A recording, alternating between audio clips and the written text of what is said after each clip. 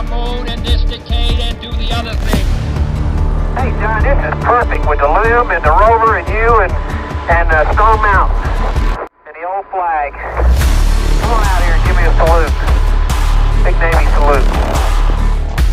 I was strolling on the moon one day in the merry, merry month of December. Now, May.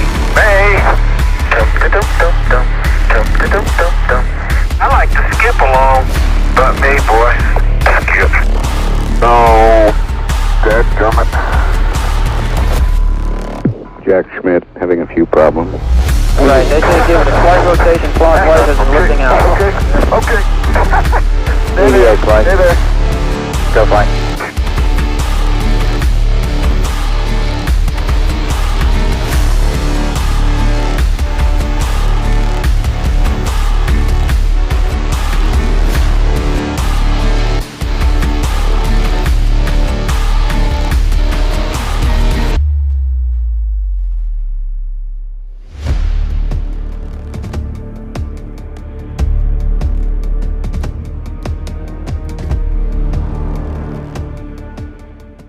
The moon and space exploration are magnets for fake news. August 2022.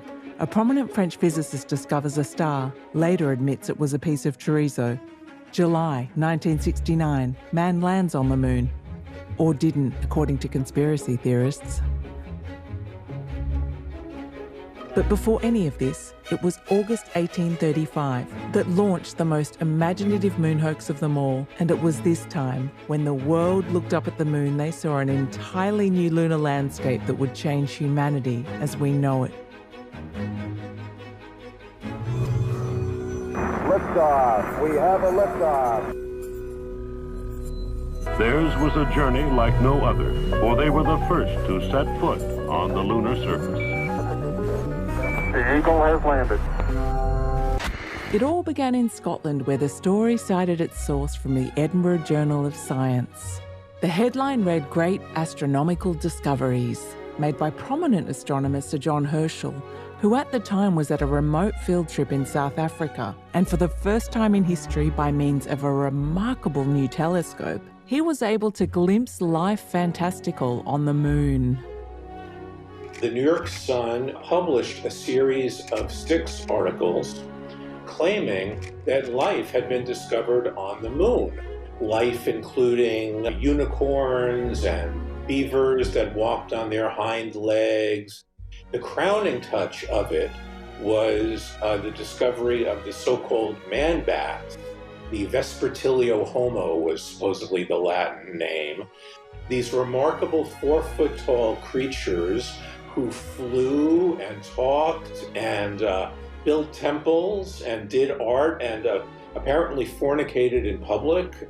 Let's stop here. In case you missed that, he did say man-bats on the moon fornicating in public, and people actually believed it. The series caused a tremendous sensation. It was reprinted in rival newspapers. By some estimates, 90% of the people in New York City believed it.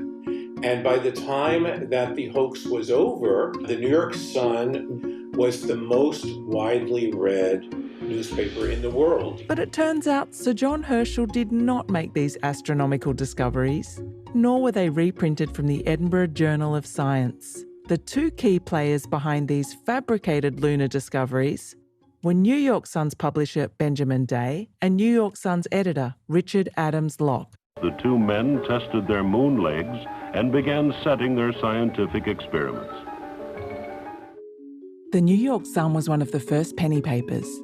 Its publisher, Benjamin Day, set out to create a tabloid paper affordable for everyone. With means of advertising, cheaper and faster steam-powered printing methods, papers plummeted from 6 cents to 1 cent. Before the penny press, papers were subscription-based and marketed to the elite. The penny papers were hawked on the street by paperboys and available to everyone. Richard Adams Locke had created the most successful newspaper hoax of all time, but he had not intended it as a hoax. And while this was a successful fake news story for Day, it was a satire gone wrong for Locke. But to understand why people believe this fantastical story meant as a satire, we need to see what was happening back down on Earth. New York, 1830s. New York was divided between pro-slavery and anti-slavery. Violent anti-slavery riots had hit the streets. People were hungry to escape the civil unrest. The remedy? To the moon! And while people looked to the skies, religion was also having a second awakening. The astronomers of the time were religious astronomers. And the general belief among the astronomers was that all of the heavenly bodies were populated because God would not have created these worlds without also creating intelligent beings there to appreciate them. And one of the popular astronomers was Thomas Dick.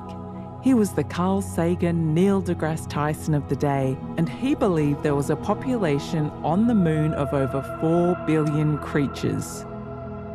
Now, Richard Adams Locke found this all preposterous. He felt that this was religion impinging on the free play of science. And so what he decided he was going to do was to write a series of articles that lampooned the beliefs of these religious astronomers. And he said, if you believe that there are lunarians, creatures on the moon, I will give you lunar man-bats.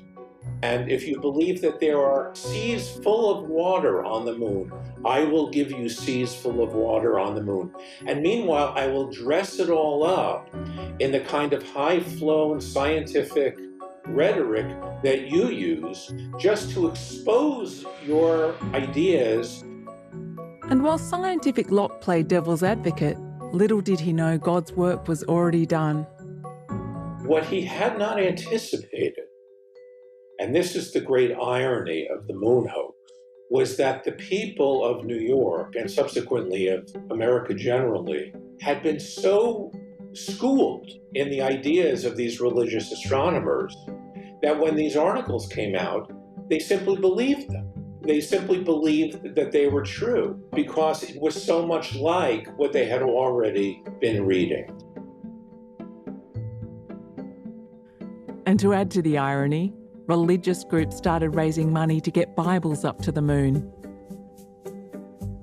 This was not something that he had anticipated at all. He was in a great deal of distress because he knew that it wasn't true, and yet he did not feel that he had the right to reveal this because the series belonged to his publisher. The New York Sun wanted to profit as much as they possibly could, and so they put out a lithograph. They hired a local artist to create a drawing of the lunar landscape based on the remarkably detailed descriptions that Locke had given.